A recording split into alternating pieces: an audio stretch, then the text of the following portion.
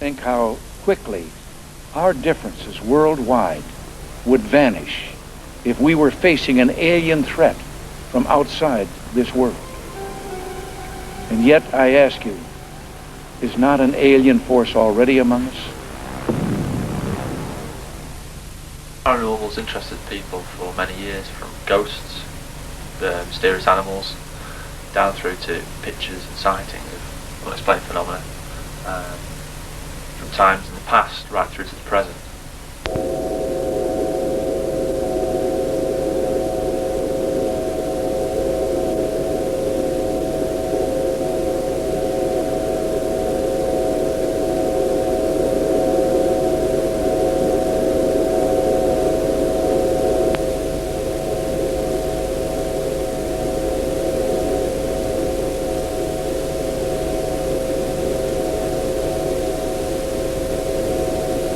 Poltergeist activity were going on. 2 photographs that were taken no more than 4 seconds apart, showing unusual light which is moving. You can see it here. This light itself wasn't put down as reflection. The reason being that in the 2 photographs you see, one reflection is off velvet and the other one is off brick. Neither surface you would expect to give a reflection of. This is one of the photographs. The second photograph, this is a false colour image of that, taken a couple of seconds later. You can see that the light source has moved. This was its previous position on the actual velvet seat. And we can see now the light source is sat underneath the chair. And there's nothing to cause that reflection. The camera hasn't moved. The camera angle is still the same.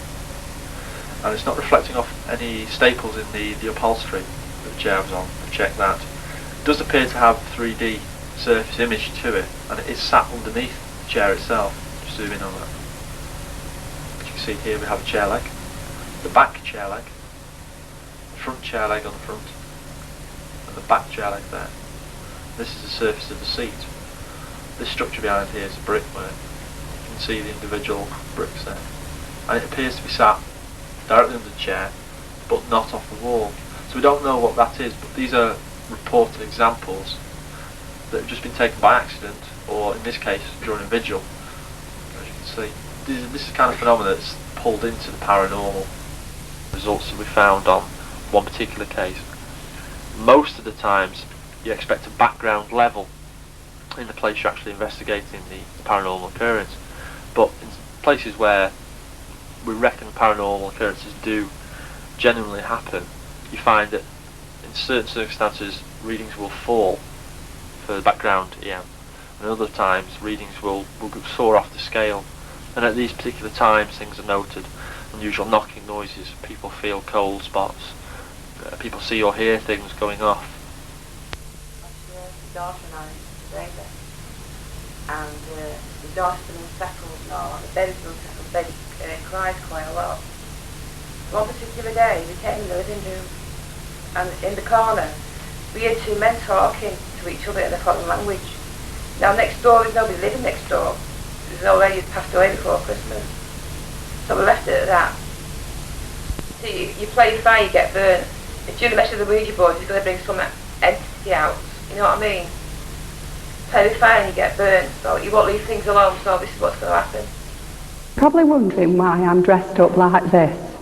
And it's because it's a reconstruction of a costume that my grandmother's grandmother wore in 1864 when she had a portrait painted. Well, I've got this portrait and it's been rolled up since 1933, and the reason is that it was always considered unlucky. It often used to fall off the wall before a death in the family. And I heard this story right from my grandmother, because when her mother was dying in a house in Ardwick Green on Union Street, which you may know, the portrait fell off the wall. And my grandmother and her sisters were trying to make up stories and excuses to explain this away, because they didn't want their mother to know that the portrait had fallen off the wall. But within a few days, the old lady had died. But as well as that, quite suddenly and unexpectedly, my grandmother's 39-year-old sister died as well. So within a few days there was a double tragedy.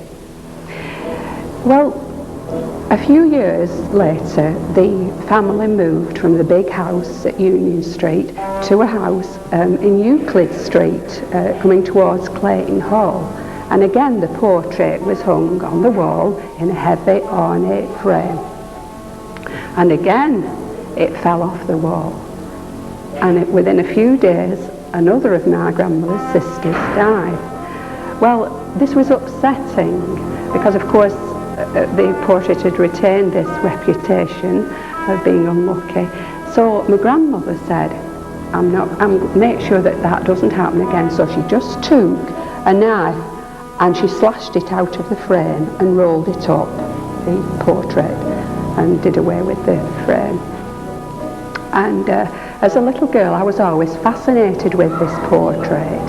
And I used to say to my grandmother, can I have that portrait when you die? So she said, yes, you can. So after grandmother died, I had the portrait. Well, I always wanted to have a picture of the portrait instead of it being rolled up. So when I eventually got a camera with a flash, I took a couple of pictures, and so that I could distribute them to other members of the family who were descended through this lady. Anyway, one of the pictures was quite acceptable, but the other, I'm not the world's best photographer, I'd chopped her head off. And I was about to throw it away when my husband, who was very down to earth, said, I can see pictures on the portrait, on the picture. And sure enough, there were ghostly pictures and images on the portrait.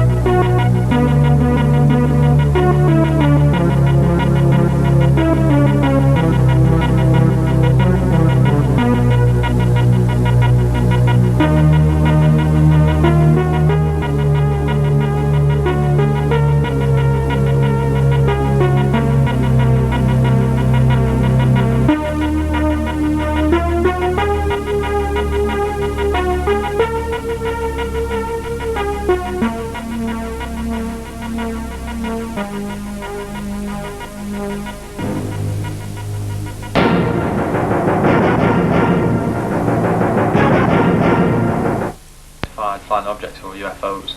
A lot of people, even nowadays, do see some things that they can't explain. It's possibly that there is a normal explanation to these. A lot of people do see what they regard as a UFO, which turns out to be normal aircraft.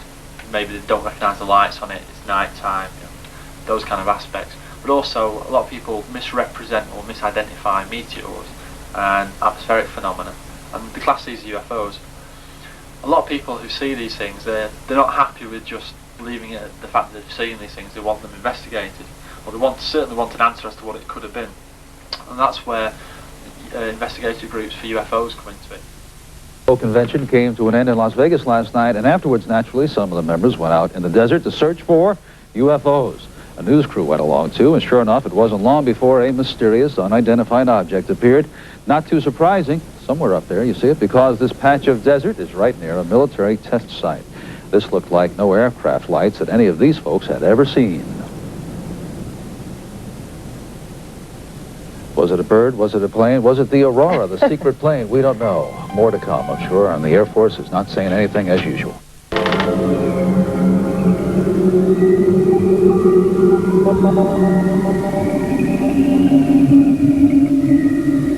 If UFOs are man-made craft, how do you explain the tens of thousands of cases of reported alien abductions every year? In 1975, 7 loggers were heading home after a day in the forest to Sholo, Arizona, and came across a bright light in the trees in the distance. Driving closer, they could clearly make out the shape of a flying saucer, which was lighting up the forest around them. Mike Rogers and Travis Walton were in the truck. Stop, Mike! Stop the truck! It had lighted spots on it and was basically metallic, had a metallic framework. My first feeling was that it looked rather beautiful. But at that time it wasn't making any noise and it wasn't moving, it was just quietly perched there in the air. Travis! Travis! You son of a bitch! How are you doing? Oh my God! When it started to move, the sound got real powerful, and I jumped for cover, and I got down behind this log, and the guys were yelling, "Get away from there," and they were swearing and everything, and I was getting, you know, pretty scared myself, and I made up my mind to make a run for it. And when I raised up, wham, something hit me. A beam of energy, a bolt of lightning, but it wasn't like lightning, it was like straight-sided, like a deliberate beam of energy, but it was so powerful it created like an explosion that lifted him off his feet and blew him backwards. And here's Travis flying back through the air. He landed some distance from where he'd been standing, landed flat on his back, and as he's going through the air, his arms outstretched, he looked lifeless at the time, like the concussion of it had already killed him or knocked him out or something.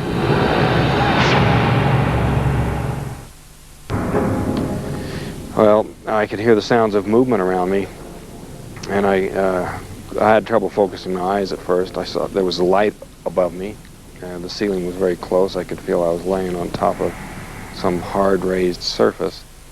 But when I finally got where I could focus my eyes, and I saw these creatures standing over me, I just flipped out. I just instantly became hysterical. I started screaming. I was definitely not in a hospital. And can you describe what these aliens look like? Well, they were basically humanoid, you know, 2 arms, 2 legs, like that. But they had very large heads, no hair, huge eyes, sort of a pale grayish-white skin, and they were wearing coveralls, a kind of a brownish coverall. After spending what Travis remembers to be an hour or 2 inside the craft, the aliens put a mask over his face and he awoke in the middle of the road with the craft above him. He'd been missing for 5 days.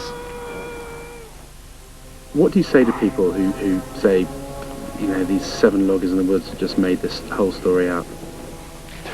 I mean, you know, 7 people see the same thing, but they stick by their stories for over 2 decades. You know, all of us have taken polygraph tests. Every theory the skeptics come up with is just absurd and easily proven so.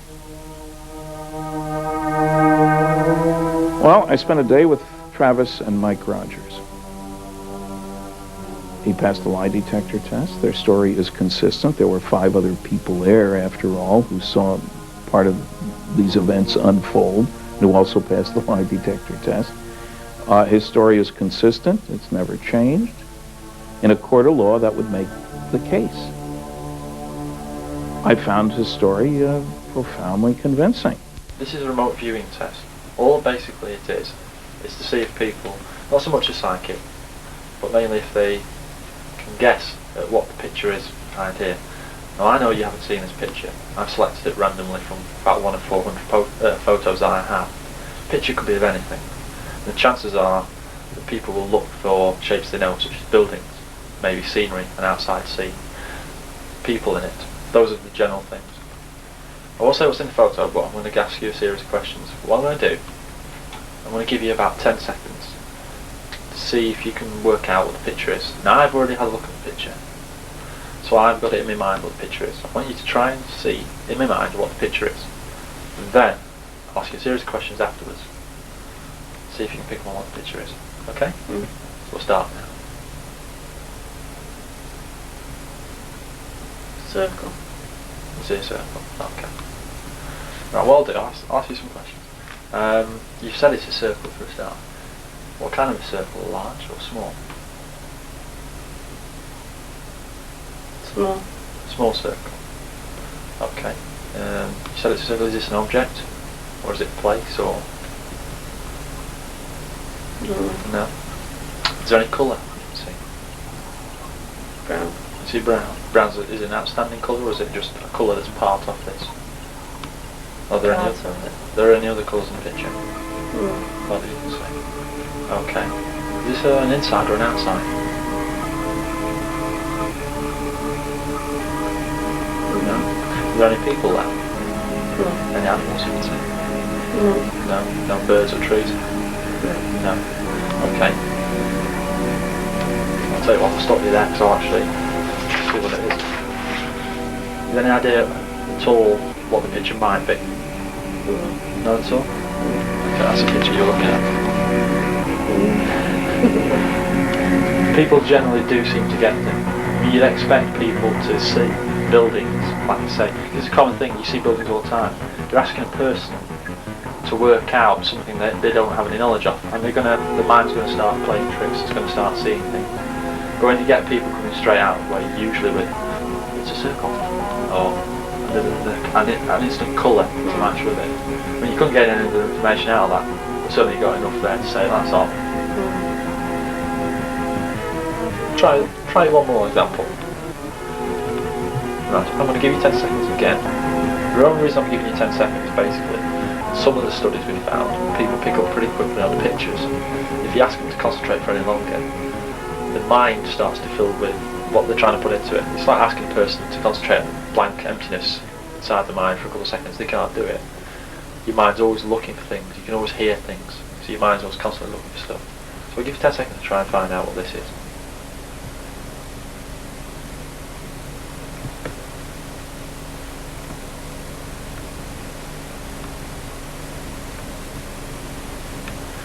Right. Is this? What can you see in the picture? Can you see anything? Any shape or colour? Brown. You can see brown. Okay. Does brown fill the majority of the picture, or is it just part of the colour of the picture? Most of the picture. Most of the picture. Can you see any shapes in the picture? Oblong. An oblong. Right. Is this oblong maybe a building or something? What is this oblong? It's flat. It's flat. It looks flat. Is there any other shapes or colours in the picture? Green at the bottom. It's green at the bottom. So you're saying it's indoors or outdoors?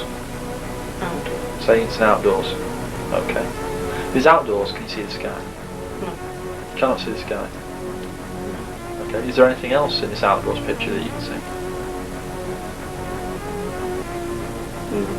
No?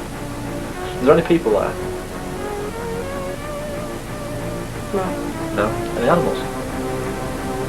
No. No? Any trees? No. No trees. Okay. You said that you can't see the sky, obviously. How tall is this oblong? Fills the space. It fills the space. So you're saying this oblong fills the picture, basically? Yeah. Okay. Any idea what the oblong is maybe made out of? No. Right. Are you assuming this oblong might be a building? Probably. Probably. Why'd you say probably?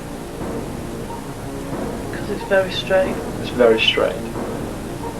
What's your perspective? How are you looking at this oblong? Head on. Head on, from ground level? Or above ground level? No. Ground level. You're definitely at ground level. Okay. Looking closer at this oblong, can you see any fine detail to it? What is it made out of? Stone. Made out of stone? Why do you say it's made out of stone? Because it's rough. It's rough. It feels rough. How old's this? Don't know. Don't know. Can you walk around this and see it from any other angle? Mine? No? Can you see anything else in the picture? Maybe. green at the bottom. Just green. Is there anything else at ground level? Maybe in with this green? No? Okay.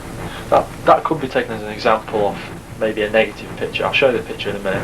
There's some points there that you would expect people to find, like I said, an outdoor scene with regular shaped objects in it. You did maybe pick up on a few interesting things. You did mention that it fills the picture. Normally you would expect people to see a building in the distance with a background and maybe trees in the distance. You said it filled the whole picture as though you were close up to this. You did mention that you're at ground level. No, there was some prompting there. The picture you're actually looking at, as it sounds, is a square.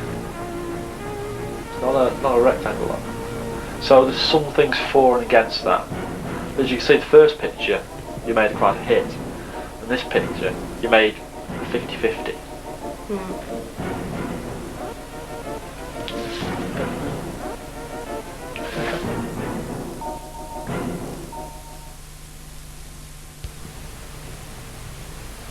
As regards the sightings, like I said, there seems to be patterns coming from both the Derbyshire and Nottinghamshire areas.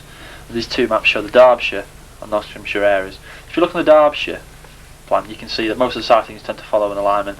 It takes it away from most of the major cities, but certainly has a hotspot around the Chesterfield area and the Kirkby and Sutton areas bordering into Nottinghamshire. And if you glance over at the Nottinghamshire area, you can see once again that from all the Nottingham reports gained from various investigators, there is this hotspot area again of sightings. It's not so much a phenomenon where people in the villages will not recognise aircraft as much as people in the cities, as you would expect. It's generally that people in the countryside see a lot more, and if they recognise it, then it's fair enough. If they don't recognise it, they'll point it down as interesting and get in touch with us. In one particular area, the Sutton area, we seem to be seeing a majority of these twin disc with tail type craft, as you can see. The general features of these craft are they're about the size of a detached house, only about the height of a bungalow. They do appear to have large domes underneath, but the interesting thing is that out of the multiple witnesses that have come forward as regards these sightings, they do appear to have this protrusion or tail on it. Discs are usually seen in pairs. One waits for the second one to join it, and then they both fly off at speed, normally towards Chesterfield or Sheffield areas. And it's interesting that in particular this area does have some of the major reports coming out of it. In one particular circumstance, we see a lot of these unusual noise patterns coming out from around the Hucknall test site of Rolls-Royce. It's been going on for several years, since the 70s, and people at night time hear this odd humming, droning coming out of the area. Now they test aircraft engines there, but they're not allowed to test them at night. So you wouldn't expect them to be testing aircraft engines. People recognise the sound, they don't associate it with an aircraft engine being tested. But as it says, this is taken from the Evening Post, Nottinghamshire Evening Post, 11th of May 1985. It says, is it the drone of traffic from the motorway, or the wheels of industry turning through the night, or is it a UFO? So you can see the association there with something going off in the area at the time. Another interesting report that we do have that comes out of the area regards an alleged crash of a UFO, or an unidentified flying object. Once again, there's some odd things about the night. On the night in question, there was a major storm noted around the Nottinghamshire area. Nottinghamshire does have its fair share of very bad storms, very bad weather. Some miniature tornadoes have been noted around the area in the past. But the night in question, many people noted that houses had been damaged by a freak thunderbolt.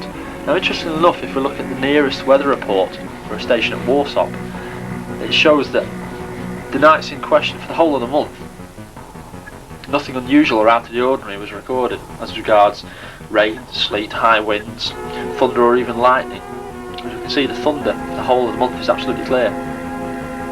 So the weather doesn't match with what was actually seen and reported, and it actually got on the TV at the time.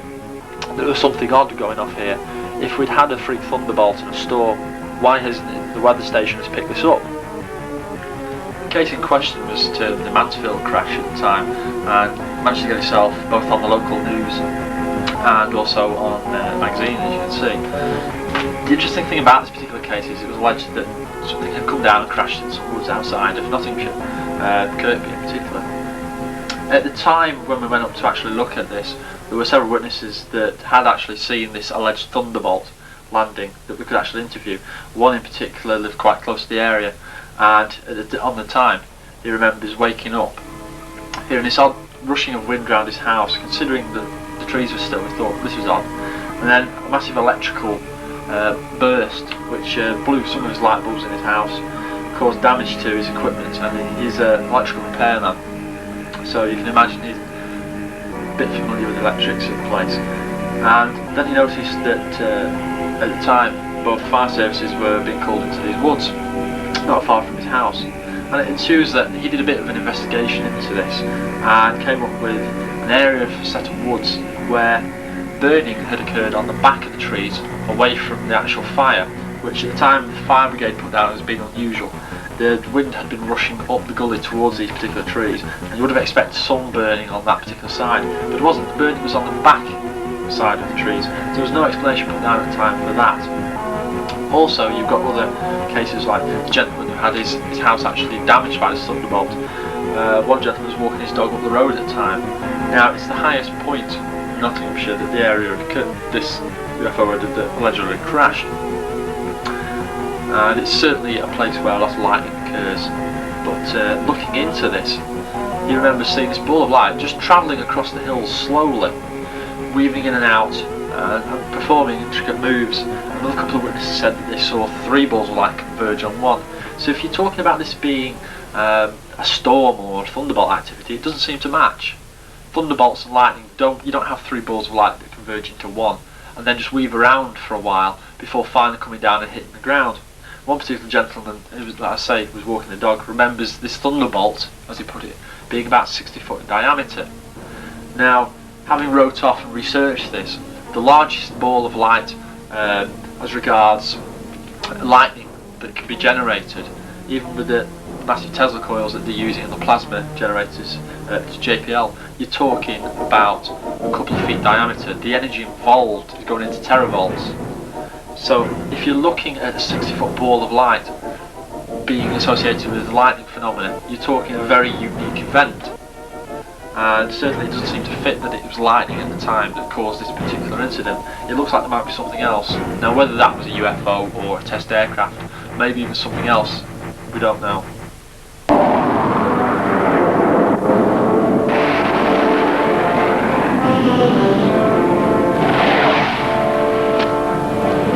Fishing boat? They want us to target practice on a fishing boat?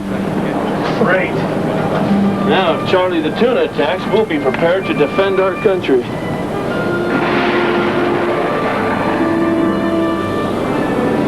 Alright, now where's that evil fishing boat?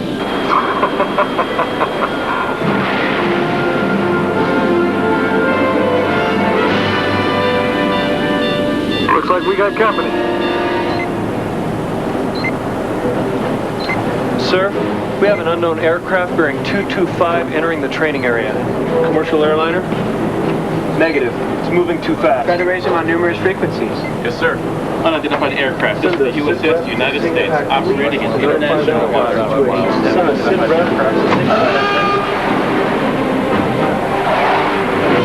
Flight leader, you are red and free to engage unknown. Roger that. Locked and loaded.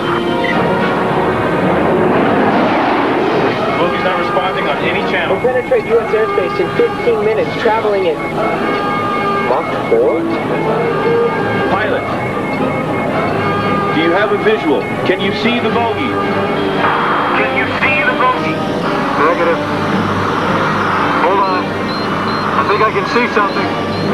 Coming right at us.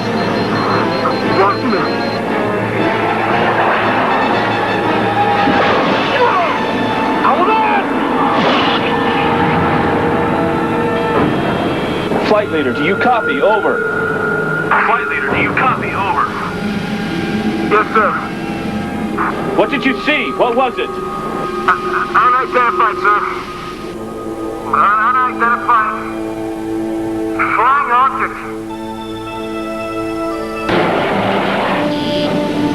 Sentry 3. Box 1.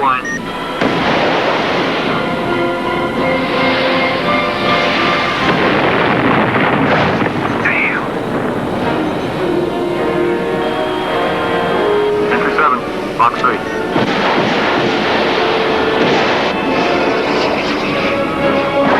I'm on him. on.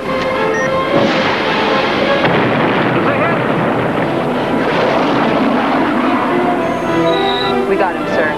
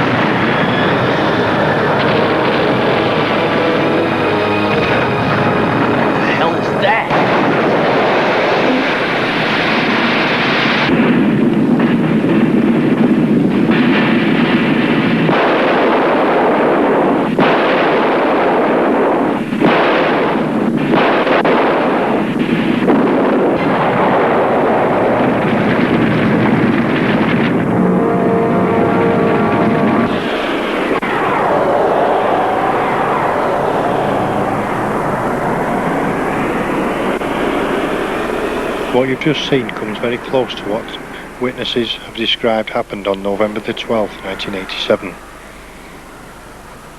Around halfway between Mansfield and Nottingham on the A60 is a place called Thieves Wood, which is where we are now. At around 1:30 in the morning, some sort of UFO was seen to crash land in flames and explode, causing a big fire that damaged all the trees. The crater can still be seen.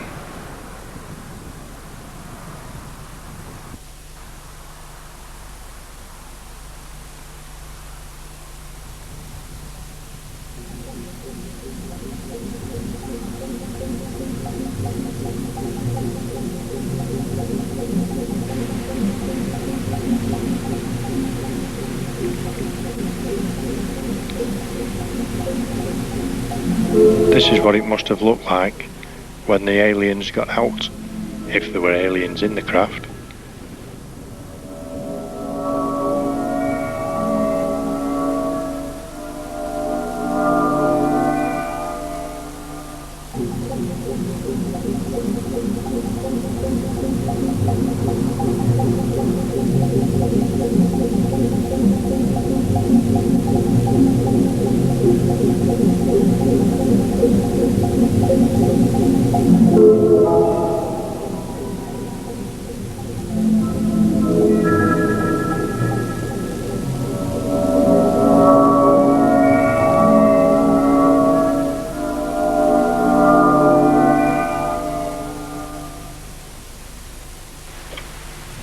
But all evidence, apart from the crater, has been wiped out by the army that spent 3 days and nights with helicopters in and out of the area cleaning up.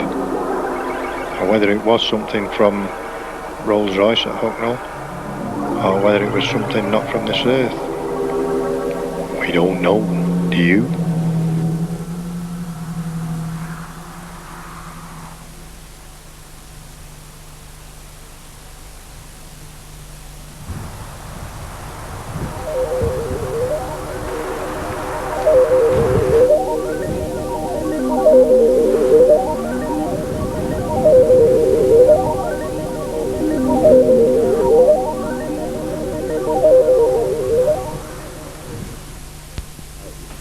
My grandmother called on the Keep it right on that. Yes, you've got that one going to the next letter. Yes, you've got that one going to the next letter. You've got that one, yes, going to the next letter.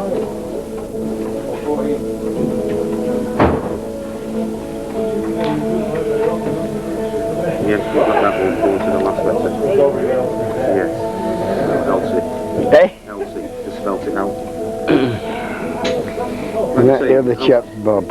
And you've got Bob and Ernie here, so 2.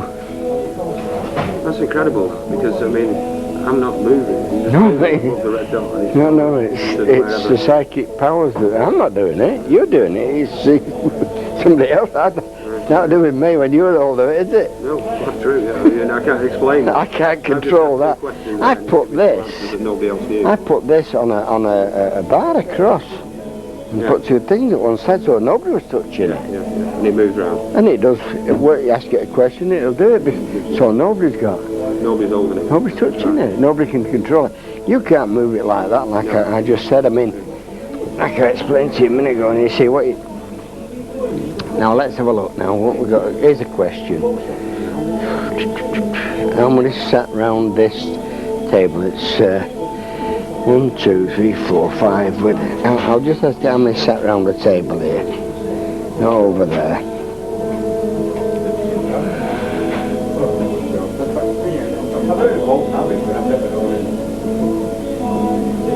Where's it going? 5. So there. Well, ask it how many's in the room altogether. 5, 6, 7, 8, 9. Nobody else, is there? See what happens.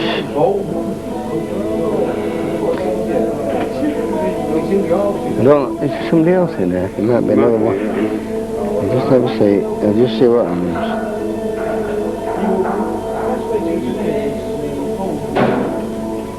No, there's 10 people here. There's another one in there, isn't there? Tell me now. Just a minute.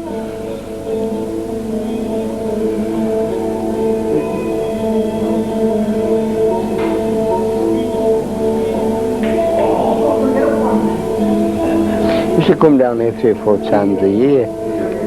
But I don't really have to go through it anymore now. It's telling me.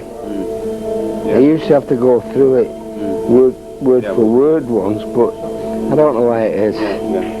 I can't understand why it's. They start off things and they start race talking now. He wants to know what he's doing. Yeah. For a start off with that camera.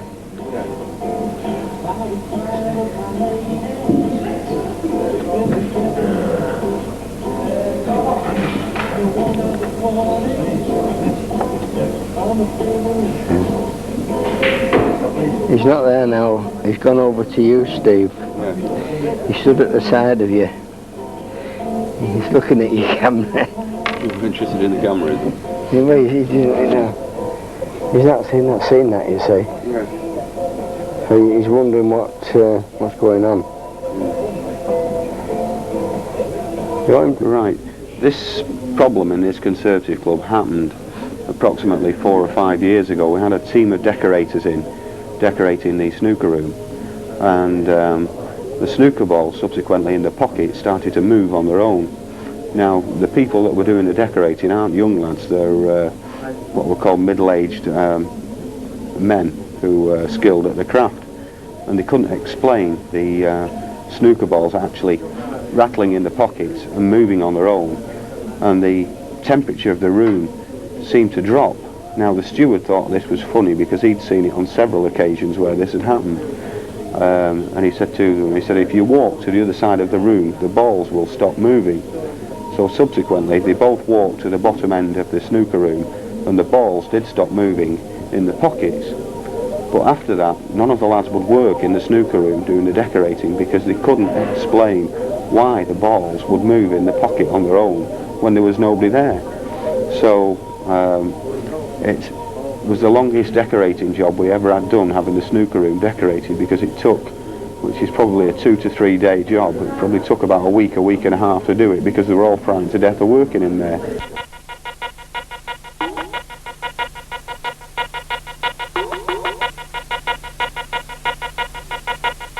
It started about 2 or 3 years ago, I think. I'd written a little book about ghosts of Conway, and I didn't include this place because I'd never had any experience of ghosts here. It included nearly all the other places in Conway. And when one morning, one of the girls who was on duty told me that when she opened the door here, she smelt a terrific smell of salt water and fish, the sort of smell that clings to the clothes of trawlermen when they've been out at sea for a few days. And the first person who came in here said, there's some other person in there. She said, I know because I'm a medium. And my girl said, oh, come on, if you're a medium, you can do something about it, being of a practical nature.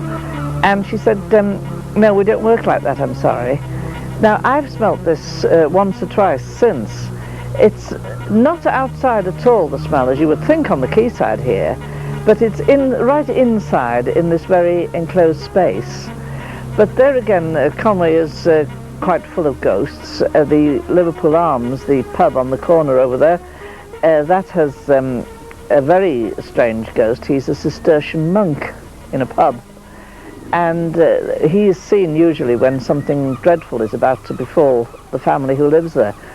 And the last time was, well, it's about 12 or 15 years ago now, and the landlord died very suddenly in his sleep one night, and this ghost of a monk was seen the night before, just wandering around the downstairs part of the pub. And further along here, where fishermen used to live in these cottages, there's one or two appearances every now and again. But there again, Conway's such an old town, you're bound to have a lot of ghosts here. It was a purpose-built town when Edward I conquered Wales and built the castle, which you can see over there, and the town itself. He enclosed it with walls and didn't let any English people live in it. They didn't live in it till the reign of Queen Elizabeth I. Well, when dark nights, you can see, it looks rather romantic, the castle, and there's several ghosts. There's supposed to be a man on horseback on the ramparts, and there's also a girl who stands in the archway shading her eyes like that towards the river because her boyfriend was drowned in the river, and she is standing there forevermore looking for him, apparently. And then you come down into the town, and there's some fabulous old buildings. There's Plas Mawr, which has, well, quite a lot of ghosts in Plas Mawr. That was built in Tudor times. Before that was Aberconwy House, was built by one of the settlers brought in by Edward I, and that is haunted as well. And so is a pub called the Black Lion in Castle Street. That was built in the 16th century. And then you come round the town and you'll see all the various buildings that were pubs. There were 48 pubs in Conway at the turn of the century, because Conway was a very busy port. And there are 8 now, all of which are very well patronised. And quite a lot of them have ghosts, resident ghosts, in these various old buildings. Well, a town as old as this, of course, you're bound to get this sort of thing happening. And various people have seen ghosts. I mean, I've seen several of them. There's a little girl in a blue crinoline who wanders around. She fluctuates between quite a lot of the old buildings. I've seen her several times, and I've also seen a man in a Civil War sort of outfit, of a very tall hat and a cloak. And I've seen a crinoline lady in grey with a very pointed sort of hat with a veil, you know, coming down the back of it, sort of thing. And I've seen her 2 or 3 times. So there we are. Ghosts are quite commonplace in Conway. Most of them are nice ghosts. They don't give anybody any bother at all. There's 1 or 2 dreadful ones. I believe there's one at the Black Lion who rocks the bed, whoever's sleeping above at night. But for the most part, they're jolly nice. And I think Conway must be quite a friendly sort of place, because people always want to come back to it, and even when they're dead, they can't quite leave it alone.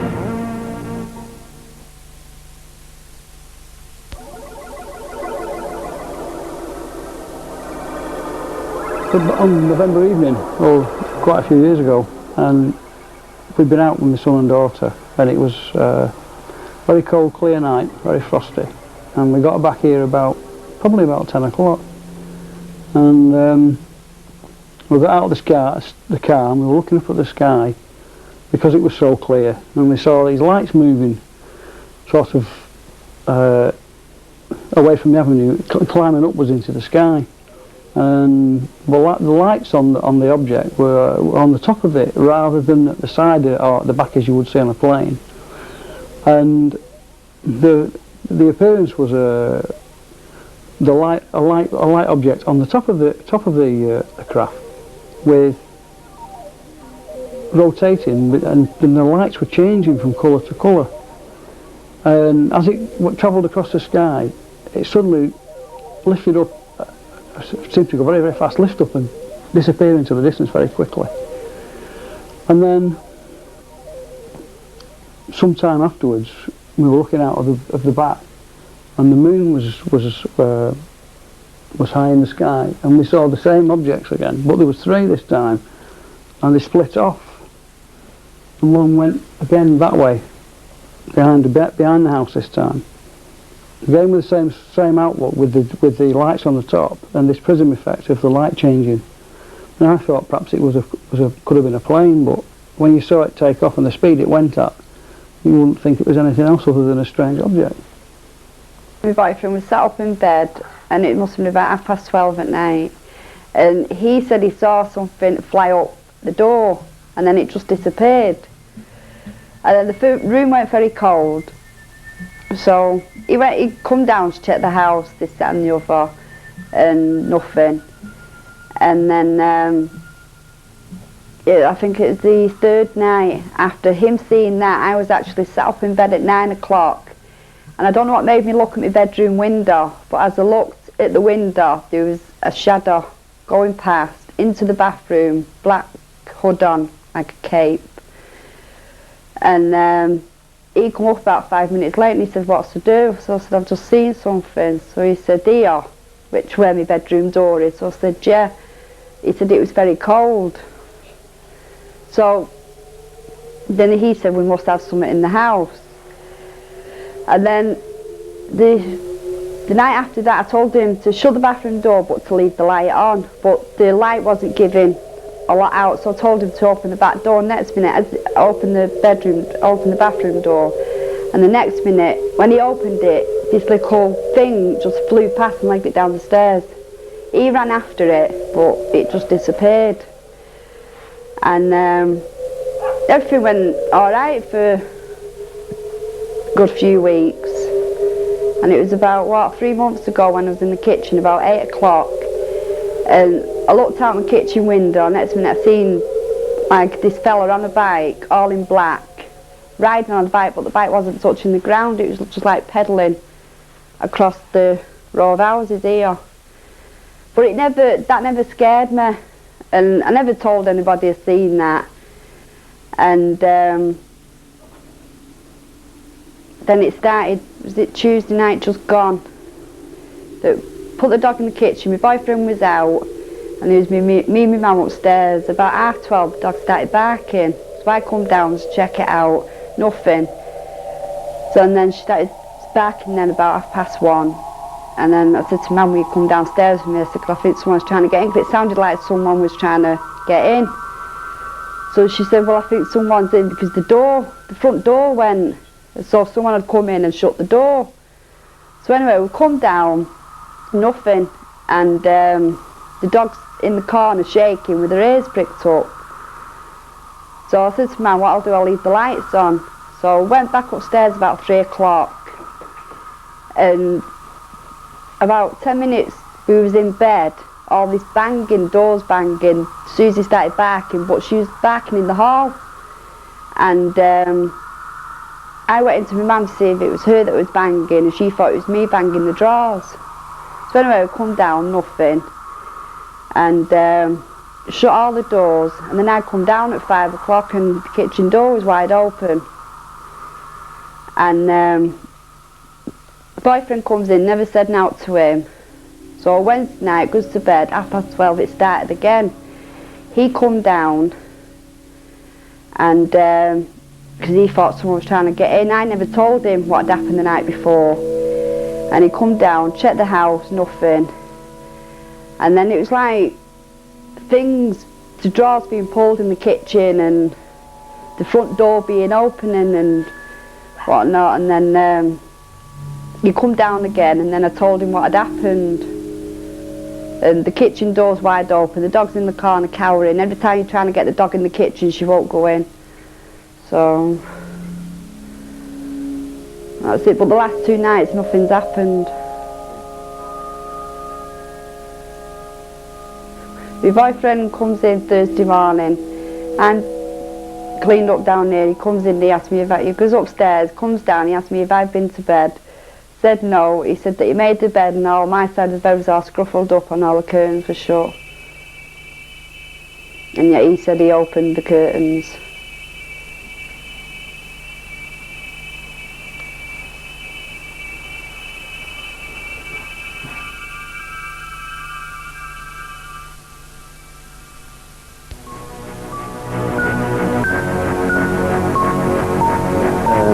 Right, I'd be about 10 years of age, so it'd be about approximately 1965. We were on the beach at Rill. Me, my mum, my sister. My mum's sister, that's my Auntie Kath, and I think she had 3 at the time, 3 kids. So we were getting ready to get changed and go swimming. And I was changed first. I'd got changed first. I was the fastest, so I'd got changed first, and I ran down to the water. And as I got to the water's edge, I was on my own, I looked up and there was a wave, a massive big wave about 10 or 15 foot high, just ready to crash down on top of me. And I turned round and I ran back as fast as I could. And in my mind, at the back of my mind, I'm thinking, the reason it's dangerous is because I'd come down on my own. I hadn't waited for the others. So I got back to the group, ran back to the group. They were getting ready, and I didn't mention anything, didn't tell them anything about it. And we all went down to the water's edge, and it was as calm as anything, and we went swimming. And that was it. But I never actually mentioned it to them at the time. And I've never really told anybody else since. Paranormal's interested people for many years, from sightings of ghosts through to poltergeist activity, mysterious happenings, objects moving by themselves, right down to modern day ghosts photographed on film, you'll see some examples of, and also down to people reporting things like mystery vehicles or phantom hitchhikers. These are all covered under the paranormal, and it's things that people take an interest in nowadays, more so than ever with things like the X-Files coming up. These tend to bring people's interest in, and people get in touch with researchers such as himself. We've got some examples we can show you of modern day paranormal phenomena. Some examples here on the computer. We've got a photograph that was taken of one alleged vigil, and what we're actually looking at the time, 2 of the investigators were having a tea break, and the third one was outside smoking, and the area in question that the phenomena had occurred in was a bedroom, the upstairs level. But a shadow was seen at the time. We were the only people in the building, so the photograph was taken by one of the investigators at the time. Nothing showed up in the upstairs window at all, but in the downstairs window, actually where 2 of the investigators were, just zoom in on the area, you can see an image starts to appear. At the time, investigators put this down to being reflection off the window from an internal strip light and a cooker hood, and it gives an odd shape. It's still questionable what this exactly is, but it does have some similarities to a face. It's not so visible in this particular picture, but if we zoom in on this other picture here, you can see some similarities to a face. This is an enlargement of that image, and what we appear to see are 2 eye sockets, possible nose, something that looks like a mouth, a headline, a hairline over the forehead, shadow that could be cast by hairline, and what appears to be a hair coming off this side, hairline off this side. So it looks generally like a face, but it could also be just a light reflection. This side does match the image of a cooker hood that's in the kitchen, and also we have a series of cupboards here in the background, but the cast reflection appears to be in front of those cupboards. So it's a bit speculatory exactly what it is. As a child, didn't you ever gaze at the stars and think that someone on another planet might be looking across that same expanse of space and looking at you? Have you ever shone a torch up into the night sky and then waited to see if another torch would shine back? What would you do if it did?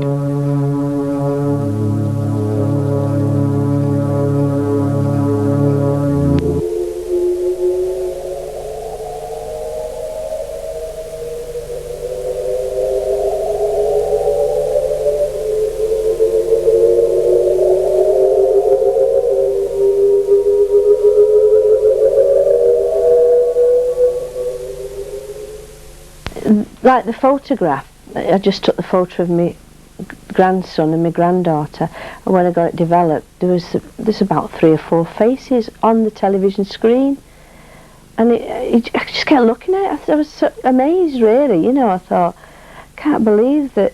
At first I thought somebody might have been sat there, a reflection of someone's face, but nobody you know.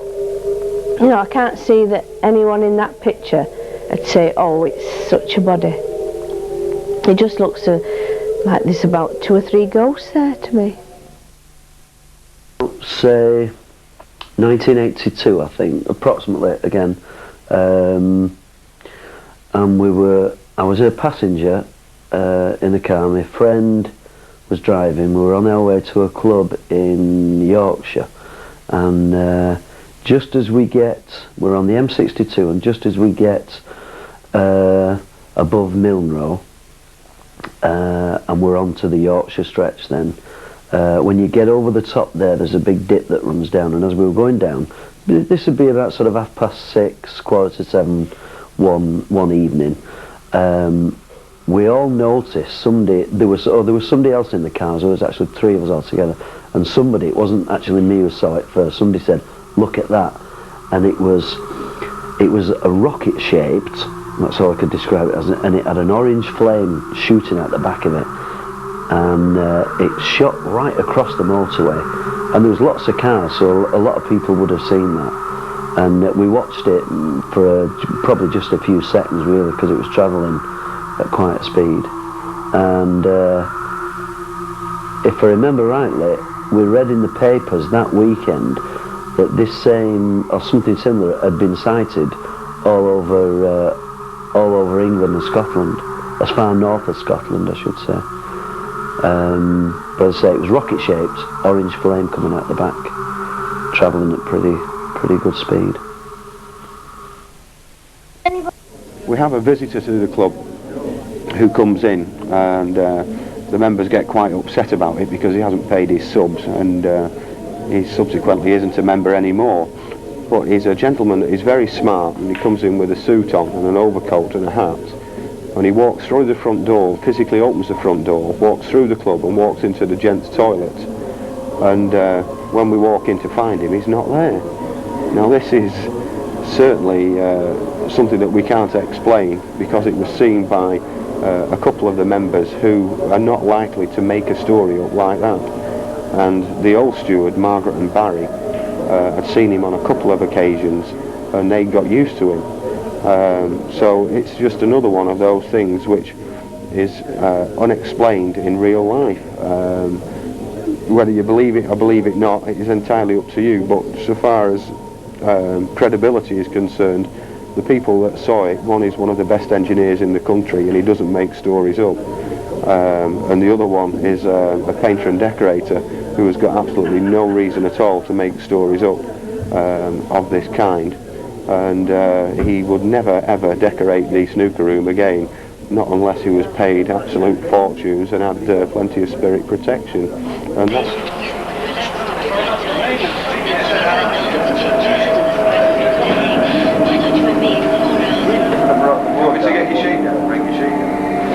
Bring your sheet down. Yeah, bring down. Let's see what it says. Past it. Just look there now. There's movement in that pail of water. It's not me. No, seriously, see it, the water. The surface, the liquid's moving. Well, I'll tell you what it's got on.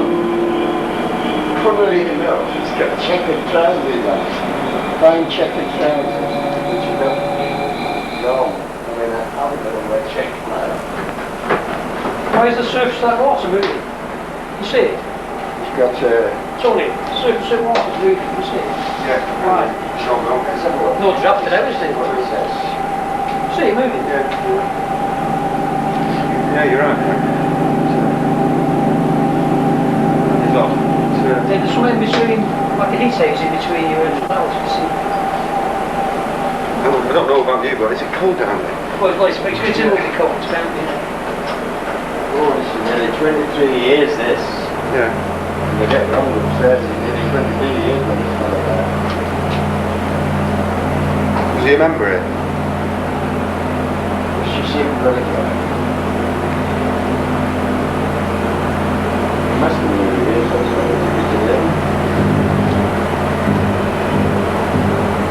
2-3 nights a week regular, but they did a bit. I didn't come in so much then.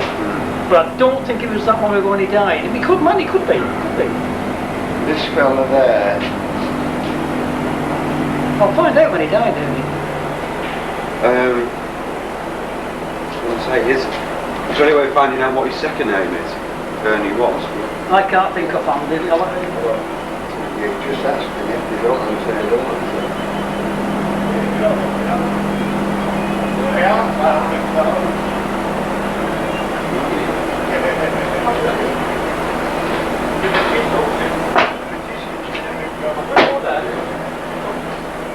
There's no vibration. It's something to do.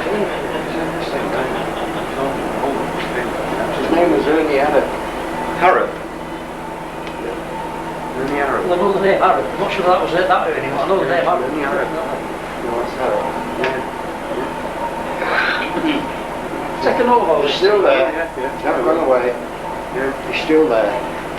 Do you see that surf that water moving? See it moving? The blue bucket? The blue bucket. Yeah, there's no draft on it, there's nothing. The other one isn't. Hey, one's still and one's moving. It's fine. He's there, isn't he? Yeah, but if you're looking through a heat haze, you get that, don't you? You're looking through, you know, heat haze. So I'm looking right through him. It's causing that. Looking at him now. Yeah. He's more curious about him than he is about you and me. How did he die? You don't normally tell you that. I'm not sure about that. I think he had just a heart attack. He was getting on a bit actually, but I'm not sure. I'll ask Jean. Jean will know his second name and she'll know just when he died. Within a couple of years anyway.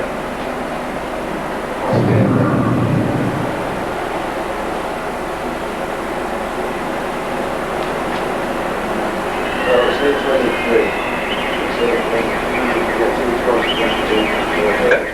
What? Old age. So that's the only Ernie I know anybody in K used to come in. His name's Ernie Arab. He died of old age.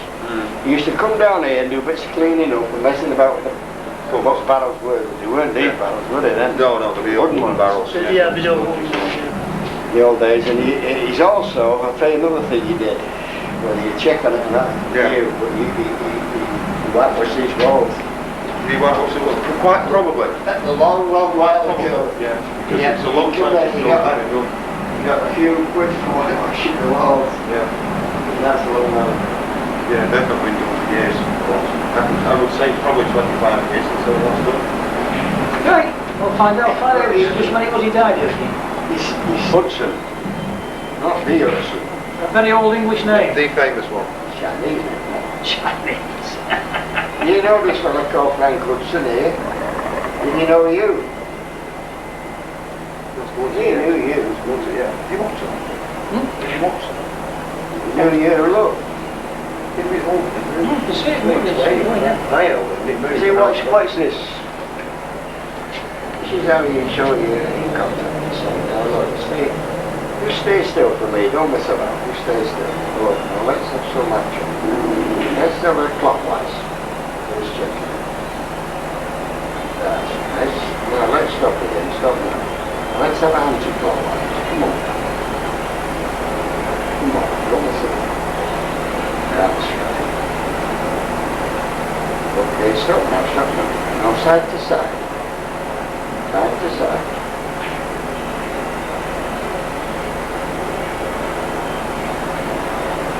That's okay, you can stop now.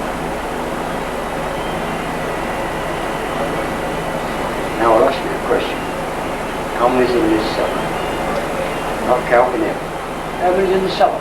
No, I'm going to ask you. Just to know when he was in the club before. How many's in this cellar? Not counting yourself.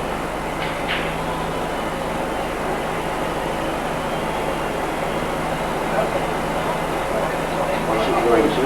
What? Hey! How nice seeing you again, Ernie. He's sat down on the barrel now. He wants to go for the steps. He'll probably go in a bit. Yeah. I don't know why he's down here. It's very cold. This would be around about 1973. I'd be 18, about 18, and I was going out with this girl. I was madly in love with this girl, We were going out together, and she was 16 then at the time, and I didn't know anything about it until she told me that one night, one evening, she said the previous night she woke up and she saw me stood at the side of her bed, early hours of the morning, and she says, in a ghostly form. And I'm just stood looking at her, just stood looking over her. And she said that she wasn't frightened, and that she'd said to me, you'll have to go home. And that was it. And I'd gone. And I was quite surprised about this anyway, so it was either the next night or the night after, probably the night after, she said, you were there again at the side of my bed in ghostly form, she said, and she'd said you'd have to go home, and I went. And the only thing that clicked with me was that I was waking up. I didn't know anything about it, by the way. I had no knowledge of this until she told me. But the only thing I did know was that every morning I was waking up in bed, sitting upright, bolt upright in bed.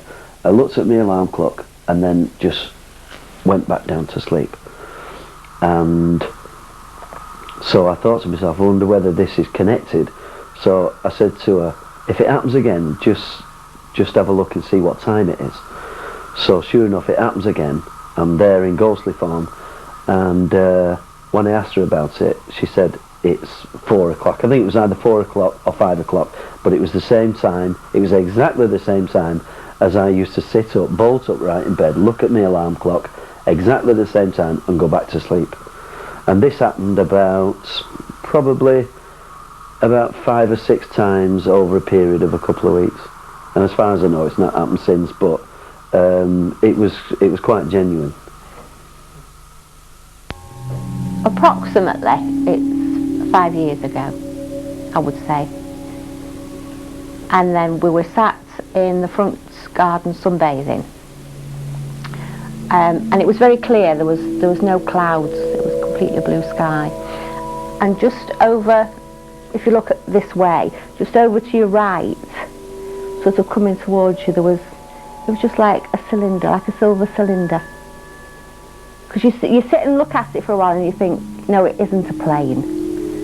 And then as it came sort of towards the house, we got up and ran through to the back.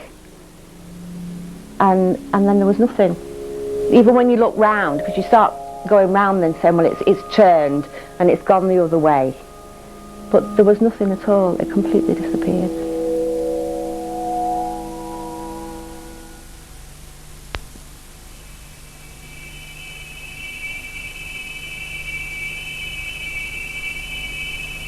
Well, we've been on holiday to Ilfracombe, and we were travelling from Combe Martin northwards on the A39 this beautiful sunny afternoon, and the countryside was at its best. It was May time, and as we were travelling along a pretty straight stretch of the road, I could see in the distance that there was quite a sharp bend, and this bend had obviously recently been widened. And I remember thinking that until it had been widened, it must have been a pretty hairpin type of bend. And as we were going along, I could see where the new grass had been laid, and paving stones upheld to make a little banking, and a fencing made to where the trees had been cleared. And from underneath the fencing, I saw what at first I thought was a small greyhound dog. There was you know how they have a coat all of their own. And I thought, well, that's unusual, seeing a little greyhound dog. Usually when you see a greyhound dog, it's with somebody.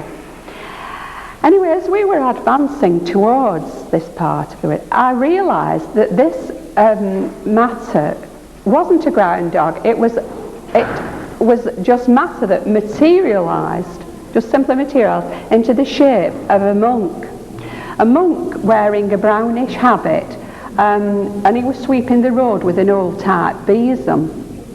Now, although there was the brownness of his habit, there was also the transparency. So I knew that it was a ghost. Well, what I ought to have done as we were travelling sort of round the bend was to sort of turn round and have a really good go up. But I didn't. I sat there, I was so shocked. I wasn't frightened, but I was shocked. And I remember thinking, well, I've seen a ghost now. Well, you know, people do say that I've been vaccinated with a gramophone needle. So I think I did complete that journey in utter silence for some hours. I was sort of in a state of shock, but not fear. And it was some days before I spoke about the incident. But at the time, I remember thinking that, as I've said, that must have been a dangerous bend, and probably over the years quite a lot of accidents had happened there. So whether this was a reenactment of some medieval accident that the monk was clearing up after. But at the time I got the words Brother Aloysius in my mind. So I always think of that monk as Brother Aloysius. Although I only saw him for a few moments, I realised that I knew quite a lot about him.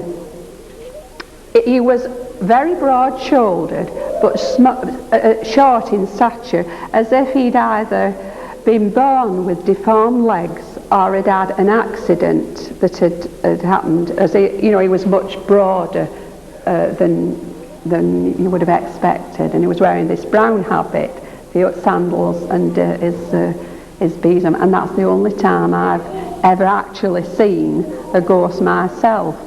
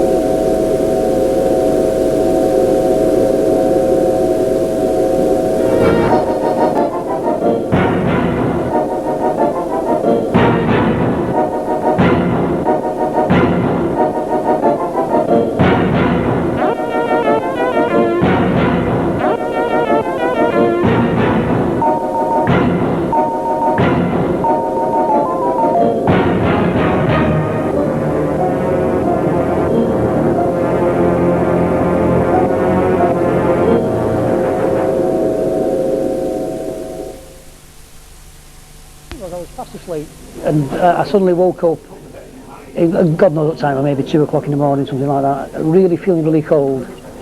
And there was this old lady standing next to the bed, just kind of staring at me, not saying anything, dressed, like a shawl, very old-fashioned sort of dress. Not, I wouldn't go as far as to say Victorian or that far back, but very old-fashioned looking. And she was just looking at me, as solid as you are there. And as far away as well. Because I just sat up in bed, I just couldn't believe it. I looked at the wife, she's fast asleep, and I even pinched myself, I thought, this can't be real. And I just looked at him, I thought, shall I say something or what, and then I'm looking and she was as solid as you are looking at you now. And then gradually, no wiggly lines, anything like you see on television, it kind of faded away, and the window, the bedroom window with the light outside, the street light, just came back into view, gone, that was it. And so, first thing I thought, were you dreaming? But I was wide awake, obviously. So I thought, shall I wake the wife up and tell her? And I thought, no, better not frighten her. So I just went back to, lay there and went to sleep. Then the next morning, the first thing, as soon as I woke up, with this woman, it's not as though like it was a dream. And the first thing, as soon as I woke up, the woman, and I told the wife later on in the day, well, she's with me, and that's it. But within a couple of days, I'd rationalised it and thought, no, you didn't see it. But I know I did. You know what I mean? Started my apprenticeship and the gaffer had left me, and it was a big, Boothroydon Road it is, which comes from Rhodes, it goes over to Blakely, and the big 3-storey Gothic looking houses. And when he'd gone, I was taking these skirting boards off and that, and I got the creeps. I had this horrible feeling in this house, and I wouldn't go in. I went out, and I wouldn't go back in. I would not go back in that house until the gaffer came back. No way. I had this horrible feeling of because I was facing the wall. I was actually facing the wall, and but I had this feeling that like somebody's watching, you know. And no way would I go back in the house. So the gaffer came back, stood outside. Oh God! But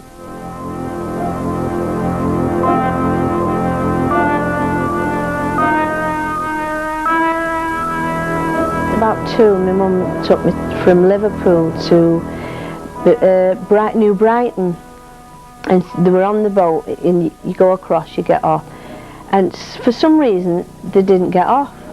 It just turned right round. She said, and as they was in the, like they had a bunk, she said, I was just lifted off the bunk in the air like that and placed on the floor.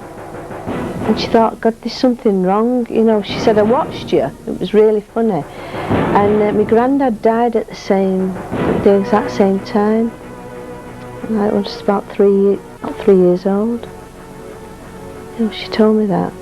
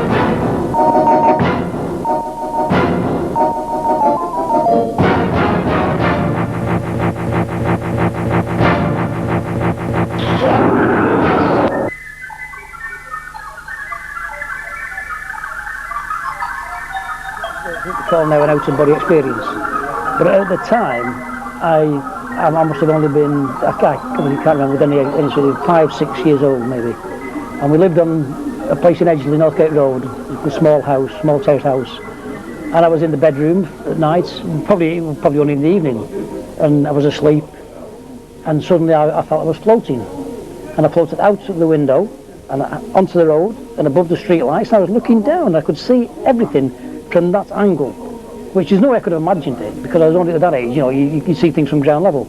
And I was actually floating about, I was looking down, and I could see the street lights from above, the windows, the houses, and I don't remember actually going back again. It was like I kind of faded from there, but it was like a dream. And being that age, at the time, to me, it was maybe just a dream, you know.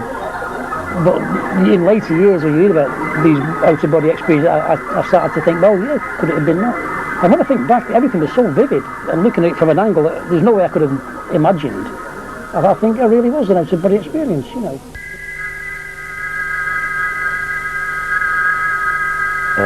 It was just a watch that I bought from Turkey. It was a fake. Everything in Turkey is fake. It was a fake tag watch, and it had stopped going. Maybe the battery. I did something with the battery, and put a new battery on. Then the strap came off it. So anyway, it was upstairs, lying about. So this would be about, so not last year, but probably the year before, and there was a guy on the telly saying, he was like Uri Geller, this guy, only it wasn't Uri Geller. And he was going to do something like this with watches, spoons, or cutlery, or whatever. So I thought, oh, I'll get this watch out for a laugh and see that. So I got the watch, put it on the coffee table, and so I was watching the telly. But half a minute later, I looked, and it started going. The second hand was moving, and I thought, oh, that's good, or it could be a coincidence that I'd picked it up and put it down, who knows. So another half a minute, and I looked, and then I was staggered. I couldn't believe it, that the second hand was actually moving backwards. It wasn't a constant, it was a bit of a jerky movement, but it actually was moving backwards. And I just couldn't believe what I was seeing. Man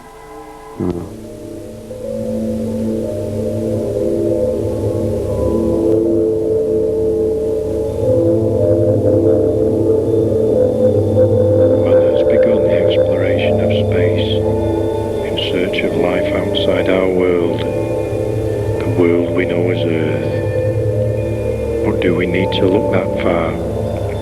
Maybe the answer to the question, is anybody there, can be answered right here on Earth. How many times have you felt a cold chill and said someone just walked over my grave? What if they had? Is there life beyond the grave? Some people believe there is, but are believing and proving two different things. If there's a life beyond this one, why do their ghosts want to keep coming back? Maybe it's not all it's cracked up to be. Let's see if we can answer the question, is anybody there?